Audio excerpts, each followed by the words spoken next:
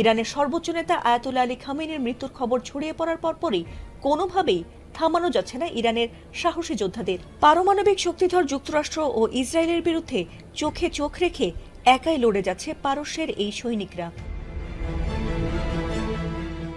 Trump নেতানিয়াহুকে শিক্ষা দিতে আবারও অপারেশন ট্রু প্রমিস অভিযানে নেমেছে ইরান।